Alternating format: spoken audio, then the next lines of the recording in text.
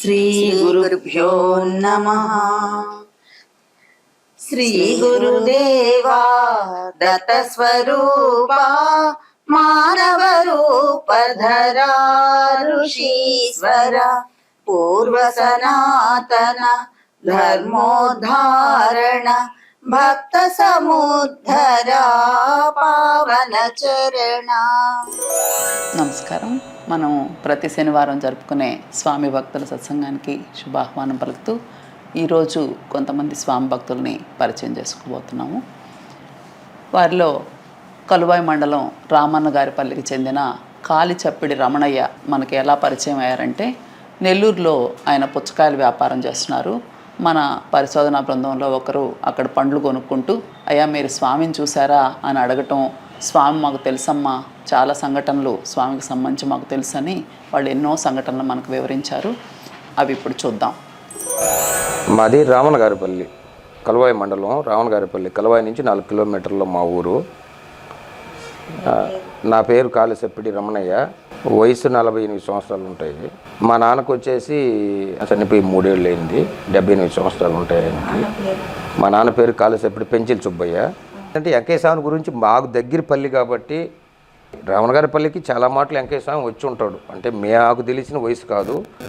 మా నాన్నగారు వాళ్ళు ముసలిళ్ళు చెప్పేదాన్ని బట్టి, పెద్దలు చెప్పేదాన్ని బట్టి చూస్తే చాలా మాటలు 10 మాటలు 15 మాటలు వచ్చి ఉంటాడు ఆయన. ఈ కాలిచప్పిడి రమణయ్య తాతగారు, నాన్న వీళ్ళు స్వామివారు వీళ్ళ రామన్న గారి పల్లె పక్కన మాదన్న గారి పల్లె, అంటే దాన్ని ఎర్రాయి పల్లె అని కూడా అంటారు. అక్కడి స్వామి వచ్చిండారని తెలిసి వాళ్ళ చిన్నాయనకి వివాహం గురించి అడగదామని స్వామి దగ్గరికి వెళ్ళారట. స్వామివారు, అయ్యా కొంచెం ఆగి చేయకూడదా, పసుపు కుంకుమ నిలిచేటట్టు లేదే అని స్వామివారు అన్నారట. కరెక్ట్గా సంవత్సరానికి వీళ్ళ చిన్నాయన ఎండ్రిని తాగి చనిపోయారని వీళ్ళ ద్వారా తెలిసింది మనకి. స్వామిని చూసింది మా నాయన వాళ్ళు చూసింది అయితే వాళ్ళు చెప్పేదాన్ని బట్టి 50 సంవత్సరాలు 45 సంవత్సరాల పైన అయ్యి ఉంటుంది. 45 46 సంవత్సరాలలో. అంటే ఆయనకి, మా చిన్న ఆయనకి పెళ్ళి ఈడు వచ్చింది అప్పటికి. ఆయన మా ఊరు పక్కన ఎరాయిపల్లి అని, అంటే మేము ఎరాయిపల్లి అంటాం, గవర్నమెంట్ లెక్కలో మాదన్ గారి పల్లి అంటారు ఆ ఊరిని. ఆ ఊరికి ఆయన వచ్చిన్నాడంట. నేను వెంకయ్యస్వామి ఆడికి వచ్చినాడు కదా అని చెప్పి మా తాత మా నాయన పోయి వెంకయ్యస్వామిని అడిగారంట. ఇట్లా నడిపోడికి పెళ్లి చేయాలనుకుంటున్నాం, ఎట్టుంటుంది పెద్ద ఆయన అనేవాళ్ళు ఆయన్ని. ఆయన పేరైతే వెంకయ్య అని పిలిచేవాళ్ళు. వాళ్ళ ఇళ్లలో వాళ్ళు వెంకయ్య అని పిలిచేవాళ్ళు. బయట వాళ్ళు ఏంటంటే పెద్ద ఆయన అనేవాళ్ళు. తర్వాత పెళ్ళి చూడకూడదు, లేట్ చేయకూడదు అని నిదానంగా మాట్లాడేవాడు అంట. ఆయన మాటను నలగ తీసి మాట్లాడేవాడు అంట. ఏందో చూద్దాంలే, ఏందో పసుపు కుంకుమ నిలబడేటట్టుగా అవపడలేదని ఏదో ఆయన ధోరణి, ఏదో వేరే ధోరణిలో మాట్లాడాడంట. మళ్ళీ తర్వాత 1 సంవత్సరానికి మా చిన్న ఆయన చనిపోయాడు. ఆయన మందు తాగే చనిపోయాడు. ఆయన వెంట్రీ, అంటే పైర్లు పుట్టే మందు తాగి చనిపోయాడు. ఒరే వెంకయ్యస్వామి ఇందుకే కావాలా చెప్పేది అనుకునేవాళ్ళు అప్పుడప్పుడు.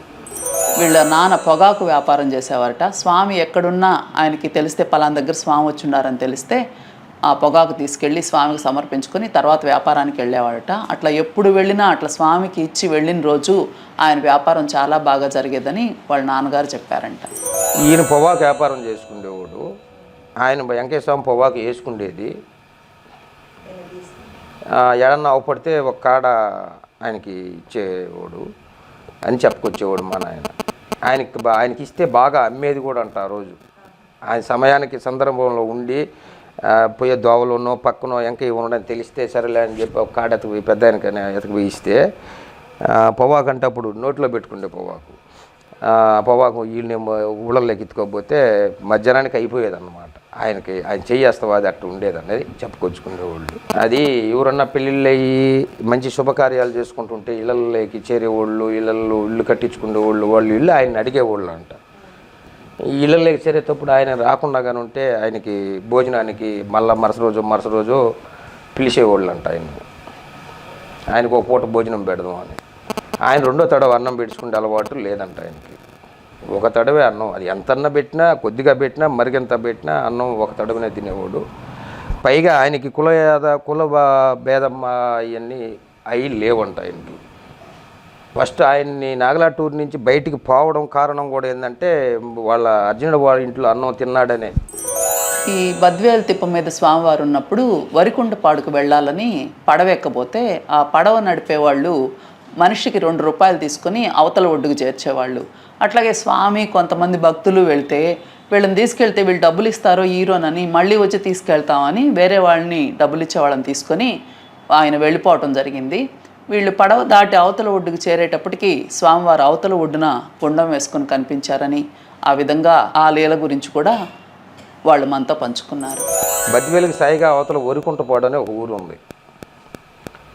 అప్పుడు డ్యాము 40-50 సంవత్సరాల కింద డ్యాము లేదు. డ్యామ్ అంతా ఇదైంది అంత 35 సంవత్సరాలు ఇట్లా 40 సంవత్సరాలకు లోపు.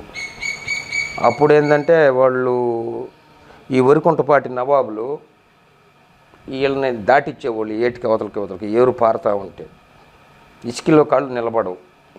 మామూలుగా అలా రోజు అలవాటయ్యి వాళ్ళు బిగదొక్కుని నడిచే వాళ్ళకే భయం లేకుండా ఉంటుంది. ఈ కొత్త వాళ్ళు ఏంటంటే ఆడవాళ్ళు పిల్లలు ముసలివాళ్ళు పోవాలంటే మనిషికి అప్పుడు ఎంతో 2 రూపాయలు ఎంతో తీసుకొని పడవ దాటిచ్చేవాళ్ళు. ఆ తెప్ప మీద కోకను పెట్టి అవతలకు 4 మనుషులు కలిసి 4 పక్కలు పట్టుకుని అవతలు ఇసి పెట్టేవాళ్ళు. వాళ్ళకాడ డబ్బులు తీసుకునేవాళ్ళు. ఈ వెంకయ్య స్వామి అనే ఆ టయానికి ఆ చెట్టు కిందకి పోయి ఆ దాటిచ్చే ఏరియాలో మంట వేసుకొని ఆయన ఎక్కడుంటే అక్కడ మంట వేసుకునేది అలవాటు అంట. ఆయనకి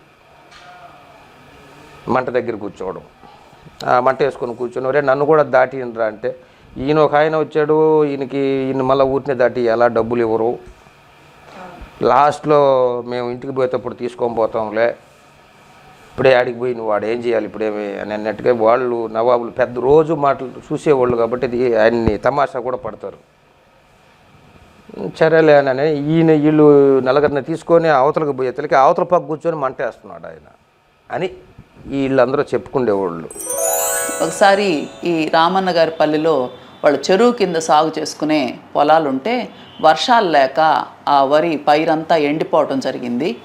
పంటంతా పాడైపోతూ ఉంది. కనీసం కోసి పశువుల కన్నా వేసుకుందాము అని వీళ్ళు కొయ్యడానికి పోతుంటే సమయానికి స్వామి ఆ దారిని పోతూ అయ్యా ఎందుకయ్యా కోస్తున్నారు, ఈ రాత్రికి వర్షం వస్తుంది, మీకు పంట పండద్దయ్యా అని స్వామి చెప్పడం జరిగింది. సరే పెద్ద ఆయన ఏదో చెప్పాడు, 2 రోజులు చూద్దాంరా, ఈరోజు రేపు చూసి తర్వాత కోసుకుందాము అని వాళ్ళు ఆగారు. కరెక్ట్గా ఆ రాత్రికే వర్షం వచ్చి ఆ పైరు దెబ్బతినకుండా ఆ పంట చాలా బాగా వచ్చిందని కూడా మనకు తెలిసింది. అలా చెరువులో చిన్న చెరువులో చెరువు కింద వరి పండించుకుంటే పొలాలలో వరి వేసారు. వర్షాలు పడక నీళ్లు రాక ఆ వరి పొట్ట దశలోకి వచ్చిన తర్వాత ఎండిపోతుంది.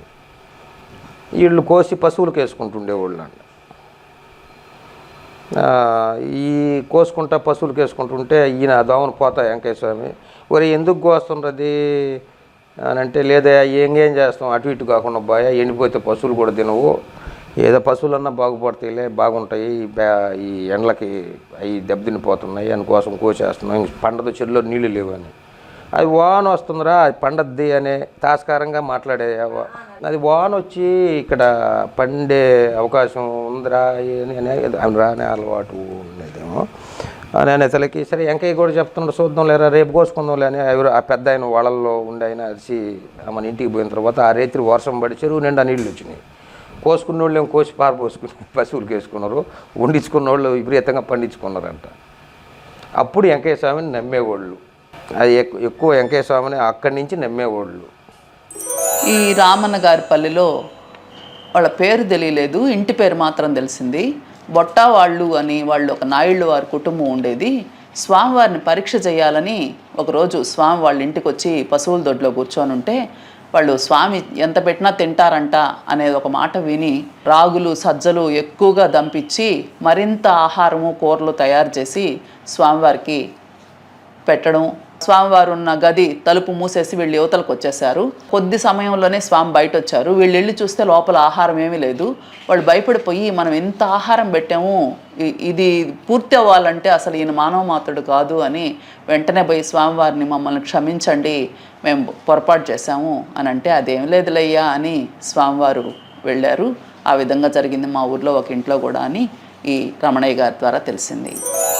మా ఊళ్ళో ఒకటి చెప్పుకొచ్చేవాళ్ళు బొట్టా ఊళ్ళని నా ఇల్లే ఒక ఇల్లు ఉంది, ఇప్పటికి కూడా ఉన్నారు వాళ్ళు బాగున్నారు దేవుడి దేవు వల్ల. వాళ్ళ ఇంటికి ఒకసారి వచ్చి బాగా వృద్ధుపాయంలో లాస్ట్ అదే మా ఊరికి రావటం వచ్చి ఘాట్లో పండుకున్నాడంట ఆయన. పశువులకి గాడిలాగా ఈ మేతలు వేసుకునే దానికి చేస్తారు పల్లెల్లో. ఆడికొచ్చి ఆడ పండుకొని ఉంటే ఆయన ఎప్పుడు పోయిండో ఆడికి ఎప్పుడు పండుకున్నాడో తెలియదు. వాళ్ళ సేద్యం చేసే తెల్లారి మనిషి ఈయనకేం పని లేదు, వచ్చి గట్లో పండుకొని ఉండమ్మా చీకటితోనని తమాష పడేవాళ్ళు అంట. ఆయన పాటికి ఆయన గమ్ముగా ఉంటే ఒరే వెంకయ్య కూడా వచ్చినట్టుండి ఇలా మధ్యాహ్నం భోజనం తయారు చేయనరా అంటే అప్పుడు సంగటి పదార్థంగా చేసుకొని తినేవాళ్ళు అంట. జొన్నలు సద్దులు ఇలాంటివి. ఇలా ఒడ్లు దంచి మీ ఆడవాళ్ళని కూడా పంపించు, ఒడ్లు రోటితో దంచేటి కదా, నేను కింద పోసి దంచుతారన్నమాట రోకళ్ళతో. దంపించి ఇలా వెంకయ్యకి కూడా అన్నం పెట్టాలా అంతలకి ఈయనకి ఇవాళ సరిగ్గా పెట్టాలమ్మా అని ఆ పని చేసి ఆయన ఒకరు కామెడీగా ఉండేవాడు అంట. ఇవాళ సరిగ్గా పెట్టాలి ఈయనకి, ఎందుకంటే మరిగింత పెట్టేస్తే తినలేడేమోను, ఎగతాళి మరిగింత పెట్టేస్తే ఆయన మీద కోపమని కాదు, మామూలుగా ఆయనతో అట్ట ఉండేవాళ్ళు నన్ను. మరిగింత పెట్టియాలా ఇవ్వాలని ఆయన ఒక ముగ్గురిని పిలిచి దంపించి ఏదో ఒక 2 కేజీలు ఉండే కాడ 5 కేజీలుగా ఉండమ్మా మేము తింటాము, ఆయనకి కూడా మరిగింత పెట్టాలి, తినలేకపోవాలి ఇవాళ. అప్పుడంటే పాయంలో ఉండి తిన్నాడు, ఇప్పుడు ఆడ తింటాడు, మరిగింత పెట్టేద్దాము, మిగిలిస్తే మేము తింటాంలే అని వీళ్ళు చెప్పుకొస్తే సరేలే. ఆమె కూడా ఒకరు ఉదారంగా తమాష అంటే సరేలే నలుగురు మాట వినేది ఆమె. సరే అట్నే పెట్టను రా మీరేం కాదన్నాను అని చెప్పి మరిగింత వాళ్ళ పేరు ఆమె పేరేమో తెలియదు కానీ వాళ్ళ కొడుకులు రామయ్య కిష్టయ్య అని ఉన్నారమ్మా. బొట్ట వాళ్ళు నాయిళ్ళు ఇస్త్రాకులు తయారు చేసి దాంట్లో అన్నం పెట్టడం జరిగిందంట. మరిగింత పప్పు కూరలు అన్నీ ఒకటే పరి వేయాలి ఆయనకి. వేసిన పాట ఈయన రా ఇంకా అన్నదిందు అని పిలిస్తే అప్పుడు ఈయన పోయి కూర్చొని ఒకరు వారాకిలిగా వేసుకొని తినే అలవాటు ఉందంట ఆయనకి. మామూలుగా ఇంట్లో కూర్చొని ఒక 3 పిడసలు తీసి 3 పక్కలు పెట్టి తినే అలవాటు, అది మరిగెంత అయినా రోంతైనా ఎంతైనా తీసి పెట్టి అలవాటు ఉందంట. అట్లా 3 పిడసలు తీసి పెట్టి లేచి వచ్చాడంట. ఏంది ఎప్పుడు తిన్నాడు ఏంది అని చెప్పి పిలిపి చూస్తే అక్కడేమి ఆ 3 పిడసలు బ్యాలెన్స్ ఏముందంట, కానీ ఇకనేమి ఆడ ఉన్నవి లేవంట, పెట్టినట్టు ఏమి ఎక్కడ లేవంట. అమ్మో ఇది చాలా ప్రమోదం అమ్మ, మనం ఆయన్ని తమాష కింద ఎగతాళి చేసినట్టున్నాము అని అప్పుడు వాళ్ళ ఇంట్లో ఉండేవాళ్ళు చేసే వాళ్ళ పని మనుషులు, అయ్యా పెద్ద అయినా ఏమన్నా కోపం వచ్చిందేమో మేము బాధపడుతున్నాం నీకు మరిగంత భోజనం పెట్టిన దానికి అది ఇదంటే అయ్యా నీ ఏముందిలేరా మీరు తమాష పడ్డరు, నేనే తినేస్తాలేరా నేను అన్నాడు.